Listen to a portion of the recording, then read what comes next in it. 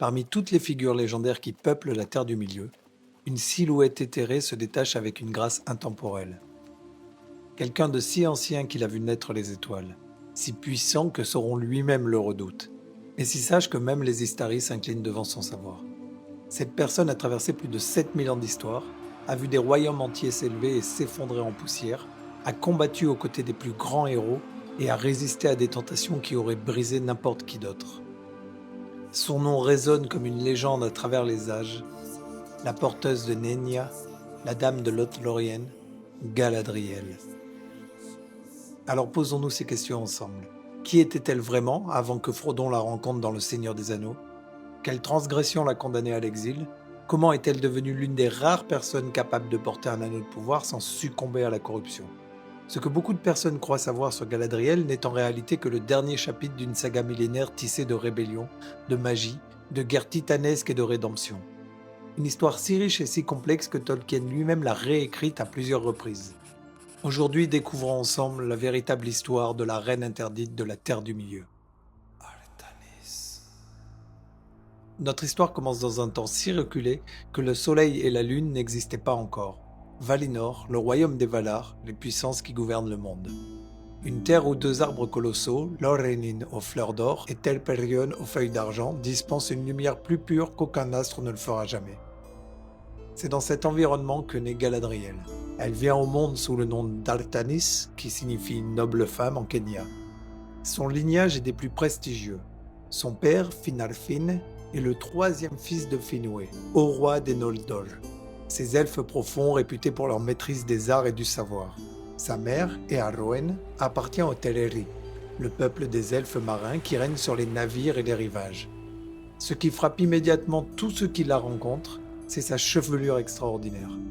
Ses cheveux capturent la lumière même des deux arbres, mêlant l'or de Lorelin et l'argent de Telperion dans des tresses d'une splendeur inouïe.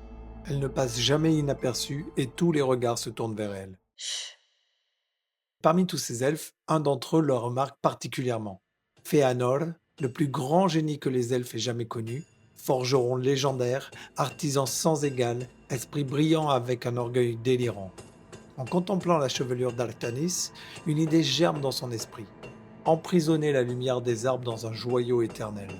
Certains disent même que ce fut cette chevelure qui lui inspira l'idée de ces Silmarils. Par 3 fois, Fëanor demande à Artanis quelques mèches de sa chevelure pour ses recherches, et par 3 fois, elle refuse. Parce que Artanis perçoit en lui quelque chose que d'autres ne voient pas encore. Un orgueil dévorant, une ambition sans limite qui finira par le corrompre. Cette femme, encore jeune selon les standards elfiques, possède déjà un discernement que bien des sages pourraient lui envier. Maintenant faisons un pas de côté, parce qu'Artanis ne se contente pas de beauté et d'intuition. Elle cherche activement le pouvoir et le savoir. En elle dort quelque chose que les siècles révéleront, une volonté farouche d'indépendance, un désir ardent de gouverner son propre royaume, libre de toute tutelle, même celle des dieux.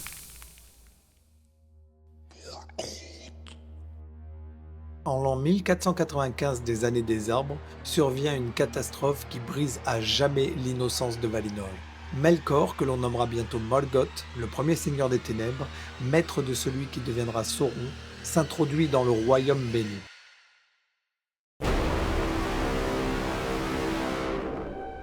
Avec l'aide d'Ungoliant, une créature d'ombre primordiale, prenant la forme d'une araignée monstrueuse, il empoisonne les deux arbres. La lumière éternelle vacille et s'éteint. Valinor plonge dans les ténèbres pour la première fois.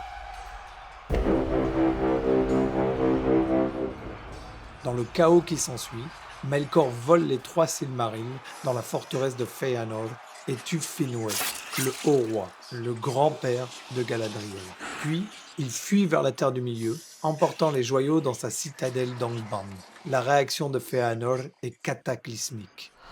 Dans un discours d'une éloquence terrible, il exhorte les Noldor à quitter Valinor malgré l'interdiction des Valar, à poursuivre Morgoth en Terre du Milieu et à reconquérir les Silmarils. Lui et ses 7 fils prononcent un serment terrifiant, se liant pour récupérer les joyaux à tout prix contre quiconque les retiendrait, qu'ils soient Valar, elfes ou hommes. C'est alors la fuite des Noldor, l'exode interdit, la rébellion contre les puissances mêmes. Et Galadriel choisit de partir. Non pas par admiration pour Fëanor, qu'elle méprise, non pas à cause du serment car elle n'en prête aucun, mais pour une raison plus personnelle et plus profonde que Tolkien explique dans les contes et légendes inachevés. Parmi les Noldor, Galadriel désirait passer en Terre du Milieu et y régner sur un domaine qui serait sien. L'orgueil, l'ambition, le désir de liberté absolue, même au prix de la désobéissance aux Valar. Mais la route vers la Terre du Milieu exige un prix terrible. Pour traverser l'océan, les Noldor ont besoin de navires, et seuls les Teleri possèdent des vaisseaux capables d'une telle traversée.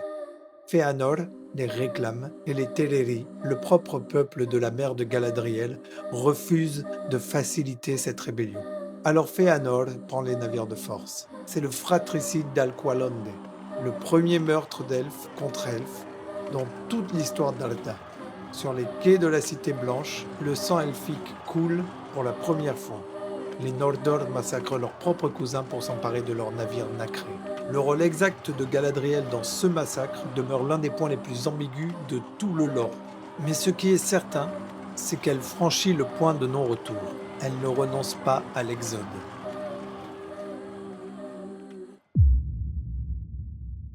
Les Valar, témoins horrifiés du massacre, envoient Mandos, l'un des 8 Arathar, après le bannissement de Melkor, prononcer une malédiction prophétique sur les Noldor rebelles. Les portes de Valinor leur sont fermées. Ils n'y pourront revenir qu'après des âges de pénitence et de douleur. Toutes leurs entreprises en Terre du Milieu seront teintées de trahison et mèneront à l'échec. Galadriel, qui rêvait de liberté, vient de s'enchaîner à un exil dont elle ne mesure pas encore la durée. Mais contrairement au fils de Fëanor, elle reste libre.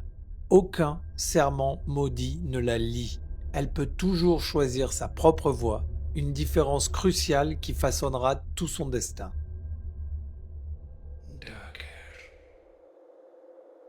Au lever du premier soleil, en l'an 1 du premier âge, les Noldor de Fingolfin atteignent enfin la Terre du Milieu après avoir traversé l'Elcaraxe. Ils découvrent alors un continent déjà plongé dans la guerre contre Morgoth, qui règne depuis sa forteresse d'Angband dans les montagnes du Nord. Commence alors le premier âge, ère de héros légendaires et de batailles titanesques. Les Noldor fondent de puissants royaumes à travers le Beleriand. Gondolin la cachée, Nalgothrond la souterraine, les terres de Ithrum et du Dorthonion.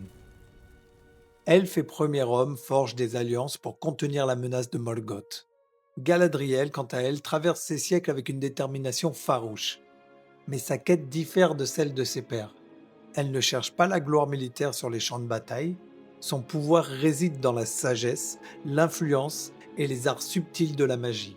Elle épouse Celeborn, un elfe Sindarin de noble lignée, apparenté à Thingol, le roi de Doriath. Ensemble, ils forment un couple politique puissant, cherchant toujours cette terre où ils pourraient enfin régner librement. C'est à Doriath, royaume forestier protégé par les enchantements de Melian le Maya, que Galadriel approfondit sa sagesse. Elle apprend alors l'art de gouverner avec justice, la perception des intentions cachées et des connaissances profondes qui façonneront sa puissance future. Mais le Beleriand n'offre aucune paix durable. Royaume après royaume s'effondre sous les assauts de Morgoth et de ses créatures. Balrog, dragon, armés d'orques innombrables. La prophétie de Mandos s'accomplit inexorablement. Galadriel vit ces tragédies de près. Elle voit son frère Finrod mourir en héros, sacrifiant sa vie pour sauver Beren dans les cachots de Sauron. Elle voit Gondolin tomber en flammes, Nalgothrond saccagé par le dragon Glorung. Elle voit les fils de Fëanor sombrer dans la folie de leur serment maudit, massacrant même d'autres elfes pour récupérer un Silmaril. Ces siècles de tragédie forgent en elle une sagesse terrible. Elle comprend alors que l'ambition sans limite mène alors à la destruction. Le pouvoir absolu corrompt systématiquement. Fëanor, le plus grand génie des elfes, n'a laissé qu'un héritage de cendres et de larmes. Et c'est ça, la première grande leçon qui transforme Galadriel. De l'orgueilleuse rebelle émerge lentement une sage.